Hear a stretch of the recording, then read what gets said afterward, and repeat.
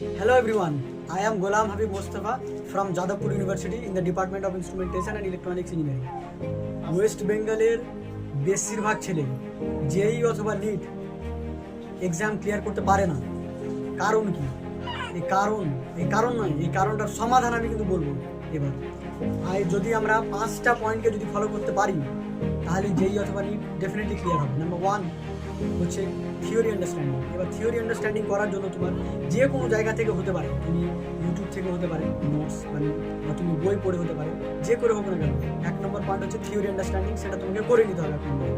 2 নম্বর হচ্ছে most of the West বেঙ্গলের student করেই না, 90% স্টুডেন্টই করে না কি প্রবলেম সলভিং। শুধু ম্যাথামেটিক্সে আমরা প্রবলেম সলভিং করি, বাট কিন্তু ফিজিক্স কেমিস্ট্রি এগুলো সাবজেক্টে কিন্তু প্রবলেম সলভিং করি না। সেই প্রবলেম সলভিং করার জন্য অন্তত পক্ষে প্রত্যেকটা চ্যাপ্টারে 100+ কোশ্চেন্স করতে হবে।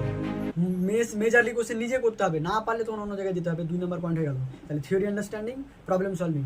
3 নম্বর হচ্ছে রিভিশন।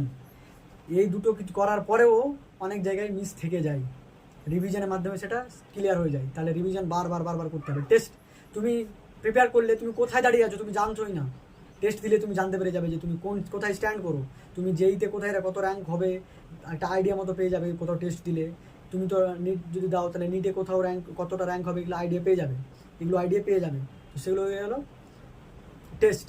আর লাস্ট যেটা পয়েন্ট, এটা যদি করে নাও, লাস্ট পয়েন্ট যদি তুমি করে নাও তাহলে সিলেকশন 100% যদি উপরওয়ালা চাই তাহলে। নাম্বার 5 কি? Test analysis. তুমি টেস্ট দিলে টেস্টটাকে অ্যানালাইজ করতে হবে, কোথায় ভুল হলো তোমার। প্রবলেম সলভিংয়ের তুমি যে কোশ্চেনটা অ্যান্সার করেছো, ধরো ঠিক হয়েছে, কেন ঠিক হয়েছে? তুমি কি ফর্মুলা ঠিক লাগিয়েছো না লাগাওনি, নাকি তুমি অন্য কোথাও ভুল করেছো?